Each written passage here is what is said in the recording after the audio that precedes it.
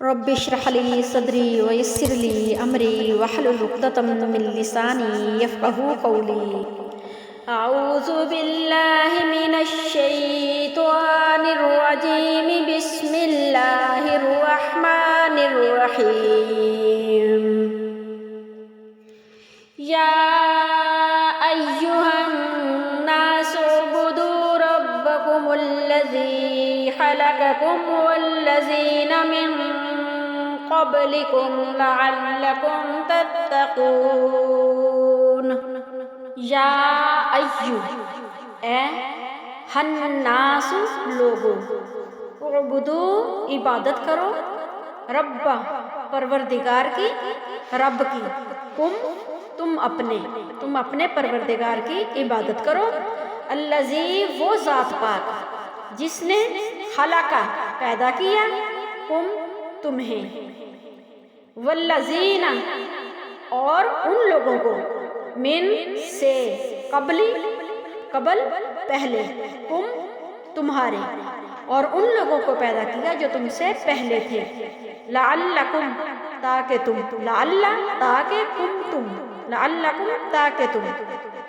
تتقون پرہیزگار ہو جاؤ، جب پرہیزگاری اختیار کرو. اے لوگو، اپنے اس پروردگار کی عبادت کرو جس نے تمہیں اور ان لوگوں کو پیدا کیا جو تم سے پہلے گزر چکے ہیں، تاکہ تم پرہیزگار بن جاؤ. اس آیت کا اصل مضمون یہ ہے کہ اے لوگو، تم اپنے اس رب عز و جل کی عبادت کرو جو عبادت کے لائق ہے، اور عبادت کے لائق وہی ذات ہو سکتی ہے جو عظمت و قدرت والی ہو، نہ کہ تمہارے وہمی اور خیالی معبود. اور عظمت والی ذات وہ ہے جس نے تم کو اور تمہارے باپ دادا کو پیدا فرمایا.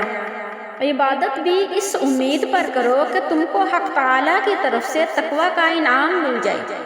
اگر تم عبادت کے ذریعے اپنے رب عز و جل سے تعلق قائم کر لو گے تو ضرور رب عز و جل کی رحمت تمہاری دستگیری کرے گی اور تم کو تقوی حاصل ہو جائے گا.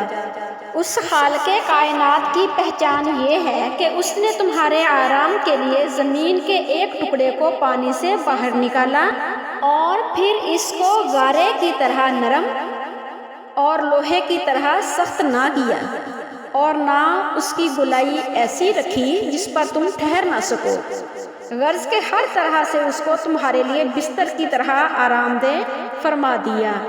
پھر یہ کرم فرمایا کہ زمین پر آسمان کا خیمہ لگایا جس سے یہ جہان ایک گھر کی طرح ہو گیا، اور تم کو اس میں رکھ کر تمہاری روزانہ 3 وقت کی دعوت کا اہتمام فرمایا، اور پانی برسا کر رنگ برنگ کے پھول پیدا فرمائے. اب تم خود ہی غور کر لو، اگر کوئی دولت مند تم کو معمولی تنخواہ پر رکھے تو تم ہر طرح سے اس کی خدمت و اطاعت کرتے ہو، تو رب عز و جل تم پر اپنے اتنے احسانات فرمائے ہیں، اس کو چھوڑ کر اوروں کی عبادت کیوں کرتے ہو، یا اوروں کو اس کا شریک جاننا بالکل خلاف انسانیت ہے. اس آیت میں سارے انسانوں کو مخاطب فرمایا جا رہا ہے، یا ایھا الناس، کہ وہ مسلمان ہوں یا کافر. فرمایا کہ عبادت کرو، جیسے کہ بے وضو پر فرض کے وضو کرے اور عبادت کرے، ایسے ہی کافر پر فرض ہے کہ ایمان لائے اور نماز پڑھے. چونکہ عبادت میں تکلیف بھی ہوتی ہے، اس لیے حق تعالیٰ نے بندوں کو براہ راست پکارا تاکہ اس پکارنے کی لذت سے عبادت کی مشقت بھول جائے اور سمجھیں کہ عبادت الہی پیاری چیز ہے کہ جس کی برکت سے ہمارے رب العزت نے ہمیں پکارا. اگر ہم جان بھی قربان کر دیں تو پکارنے کا حق ادا نہیں ہو سکتا. اگرچہ قرآن کی دعوت تمام انسانوں کے لیے عام ہے، مگر اس دعوت سے فائدہ اٹھانا یا نہ اٹھانا لوگوں کی اپنی آمادگی پر اور اس آمادگی کے مطابق اللہ کی توفیق پر منحصر ہے. لہٰذا پہلے انسانوں کے درمیان فرق کر کے واضح کر دیا گیا ہے کہ کس قسم کے لوگ اس کتاب کی رہنمائی سے فائدہ اٹھا سکتے ہیں اور کس قسم کے فائدہ نہیں اٹھا سکتے. اس کے بعد اب تمام نوع انسانی کے سامنے یا ایھا الناس، یعنی تمام لوگوں کے، اے لوگوں، تمام لوگوں کو مخاطب کر کے اصل بات پیش کی جاتی ہے جس کی طرف بلانے کے لیے قرآن آیا ہے.